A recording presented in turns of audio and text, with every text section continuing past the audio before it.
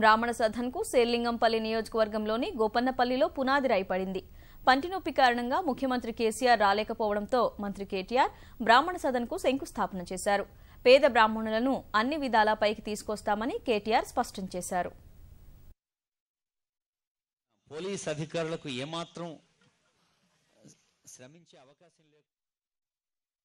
ఇతరుల ధర్మాన్ని, ఇతరుల మతాన్ని, ఇతరుల విశ్వాసాన్ని గౌరవిస్తూ పరమతాల పట్ల గౌరవాన్ని చాటుకుంటూ ఇంకోవైపు తన ధర్మాన్ని ఆచరించే విషయంలో ఎక్కడా కూడా సంకోచం లేకుండా ముందుకు పోతున్న ఏకైక నాయకుడి భారతదేశంలో మన ముఖ్యమంత్రి చంద్రశేఖరరావు గారు అని చెప్పడంలో ఎలాంటి అతిశయోక్తి కూడా లేదని నేను అనుకుంటా ఉన్నాను. ముఖ్యమంత్రి గారు మా భారతీయ జనతా పార్టీ మిత్రులకు కొరుకుడుబానికి కొయ్యగా మిగిలిపోయినారు. ఎందుకంటే ఆయనే ఆయుధ చండీయాగం చేస్తారు. యాదాద్రి డెవలప్మెంట్ విషయంలో 100 కోట్లు ప్రతి సంవత్సరం పెట్టి ఆ ఆలయాన్ని తిరుమల తిరుపతికి ధీటుగా తీర్చిదిద్దే ప్రయత్నంలో ముఖ్యమంత్రి గారు ఉన్నారు.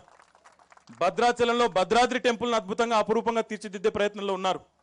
మా వేములవాడలో దక్షిణ కాశీగా పేరెంచిన వేములవాడలో రాజాద్రి పేరిట ఈరోజు ఒక శైవ క్షేత్రాన్ని కూడా అపురూపమైన శైవ క్షేత్రాన్ని దక్షిణాదిలో ఈరోజు తీర్చిదిద్దే ప్రయత్నంలో ఉన్నారు.